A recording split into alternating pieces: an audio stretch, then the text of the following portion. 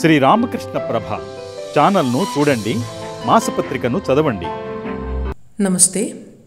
ఆనంద బజార్ ధారావాహికలో ఈరోజు 7వ భాగం.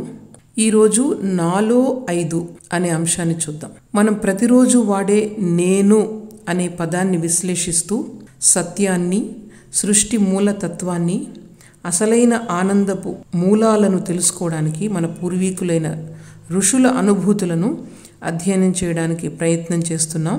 ఋషులు ఆంతరంగిక పరిశోధన మరియు విశ్లేషణ ద్వారా సత్యాన్ని ఎన్నో విధాలుగా మనకు తెలియచేశారు.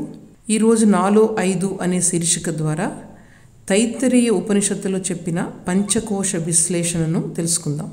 మనం అనుభూతి చెందుతున్న మన వ్యక్తిత్వంలో ముందుగా శరీరం స్థూలమైనది. దీనిని అన్నమయ కోశం అని అంటారు.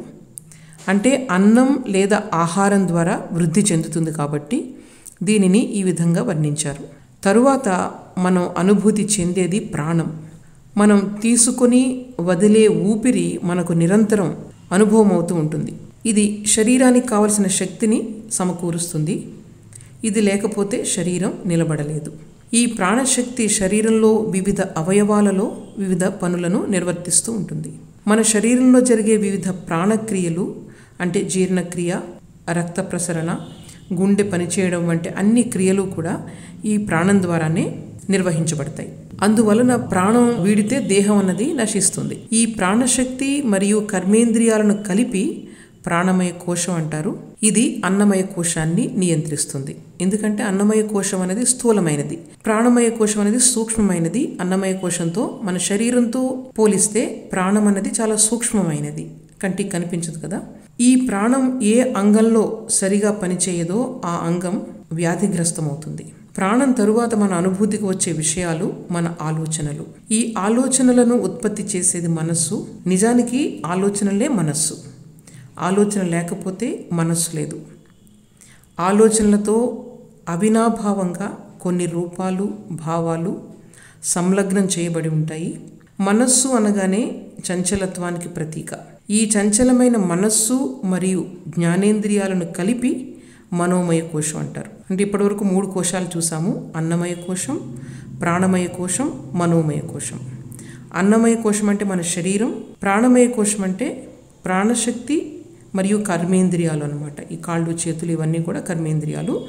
ఇవి రెండింటినీ కలిపి ప్రాణమయ కోశం అంటారు. ఇకపోతే మనస్సు, జ్ఞానేంద్రియాలు, వీటినేమో మనోమయ కోశం అంటారు. మనస్సులో ఆలోచనలు రావడానికి కూడా ప్రాణశక్తి సహకరిస్తుంది. అందువల్ల ప్రాణమయ కోశం అన్నమయ మరియు మనోమయ కోశాలను రెండిటికి కూడా కలుపుతుందన్నమాట. రెండిటికి కూడా శక్తిని సరఫరా చేస్తుంది. అంటే ప్రాణం లేకపోతే అటు శరీరము పనిచేయదు, ఇటు మనస్సు పనిచేయదు. ఇకపోతే ఈ శరీరానికి, మనస్సుకు నేను అనే అస్తిత్వం విజ్ఞానమయ కోశం ద్వారా కలుగుతుంది. ఇది 4వ కోశం. అంతఃకరణంలో నిశ్చలంగా ఉండే అంశాన్ని బుద్ధి అంటారు. ఇది నిశ్చయంగా ఒక నిర్ణయాన్ని తీసుకునే శక్తిని మనకిస్తుంది.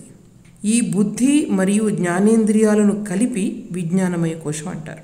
ఈ ప్రాణమయ, మనోమయ, విజ్ఞానమయ కోశాలను కలిపి సూక్ష్మ శరీరం అంటారని మనం 4-3 అనే శీర్షిక క్రింద తెలుసుకుందాం. అంటే స్థూల శరీరం అంటే అన్నమయ కోశం, సూక్ష్మ శరీరం అంటే ప్రాణమయ, మనోమయ, విజ్ఞానమయ కోశాలు. 3 కలిపి సూక్ష్మ శరీరం అంటారు. ఇక 5వ కోశాన్ని ఆనందమయ కోశం అంటారు. దీనినే కారణ శరీరం అని కూడా అంటారు. దీనినే వేదాంత పరిభాషలో అవిద్య అని కూడా అంటారు.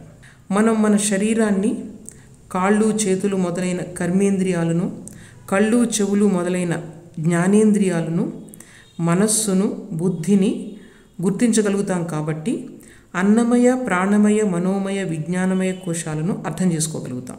కానీ ఆనందమయ కోశాన్ని గ్రహించలేం. ఎందుకంటే అది కేవలం గాఢ నిద్రలోనే అనుభూతికి వస్తుందన్నమాట.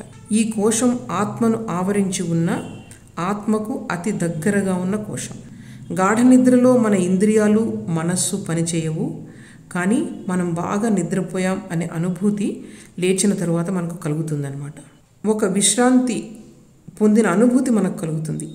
ఈ స్థితిలో ఆనందమయ కోశం మన ఆత్మతో అనుసంధానమై ఉంటుంది. ఈ విధంగా నేను అన్నప్పుడు అందులో 5 విభాగాలను తైత్తరీయ ఉపనిషత్తు సూచిస్తుంది. దీనిని ఆధారంగా చేసుకొని మనం మనలో దాగి ఉన్న సత్యాన్ని అన్వేషించవచ్చు అన్నమాట. ఆ సత్యం ఏమిటి? త్రికాలాలలో అంటే భూత, భవిష్యత్, వర్తమాన కాలాలలో ఉండేది, ఎప్పుడూ కూడా స్థిరంగా ఉండేది, అదే సత్యం. అది లోపల ఉండి పైన ఉండే మన వ్యక్తిత్వంతో నేను అనే భ్రాంతినది కలుగు చేస్తుంది.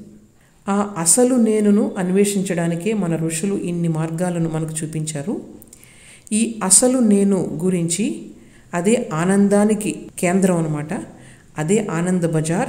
ఆనంద బజార్ అంటే అసలు నేను, మన యొక్క అసలు నేను. దీనిని గురించి తరువాత భాగంలో తెలుసుకుందాం. నమస్తే.